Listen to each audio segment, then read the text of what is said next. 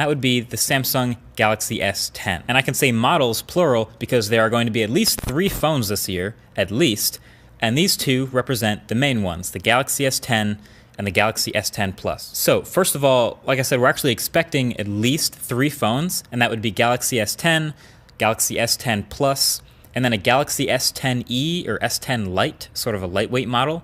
So the S10 being the standard 6.1-inch display, 3,500 milliamp hour battery, and the S10 Plus being the bigger brother, the 6.44-inch display, and possibly a 4,000 milliamp hour battery. S10 Lite is likely going to be somewhere a bit smaller in size, about a 5.8-inch screen.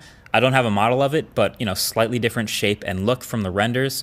Single camera instead of multiple. I think you could basically describe it as Samsung's answer to the iPhone XR. So in the hand, they definitely still feel like Samsung phones, and they look like them, right? So they're still familiar. Nothing super drastic here.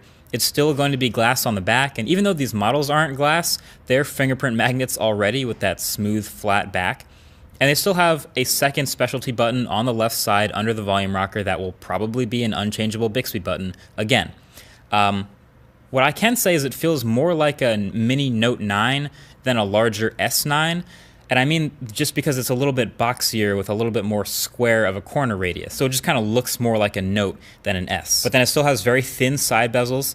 This holds up with what we've seen in the renders. The Infinity Edge display is still taken to the absolute maximum. And on the back, placement-wise, looks like the fingerprint sensor will probably be the biggest question still. It looks to me like the back of the phone here is now just the cameras, the flash, and then the biometrics like the heart rate sensor, etc. And the fingerprint reader will be underneath the glass of the display. But obviously that and the hole punch cameras are the things you can't really tell from the case mockups. But you can see actually that they did include the dual cameras versus the single cameras. So single front-facing camera on the S10 and dual front-facing cameras on the S10 Plus. So we're thinking it gets a regular selfie camera and a super wide-angle selfie camera like the Pixel 3 has right now, which I love. And it also shows triple rear cameras on both the S10 and the S10 Plus. So one standard camera, one telephoto camera, and then one super wide-angle camera like we saw with the LG already this year. And we have rumored, of course, for the new iPhones as well. Definitely hoping for that. We have the screen going all the way to the sides. We have the bezels on the top and the bottom going almost again right up to the edge. And then the earpiece is now a sort of this slot at the very, very top of the phone.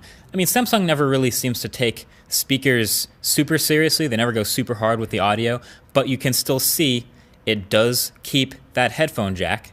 And I think this may be the last year Samsung keeps it around. So if you're dead set on keeping a headphone jack in your next phone, this is probably going to be the only flagship option available for you. This or maybe the next Galaxy Note. And overall, just feel in the hand, I like it. I've liked Samsung phones the way they feel in the past. The great displays, the boxy metal and glass build. This feels familiar. And the smaller phone is still pretty small, still bigger than the small iPhone, but it still feels compact, mostly because it's such a narrow aspect ratio like we've seen before. But yeah, that's essentially where we're at.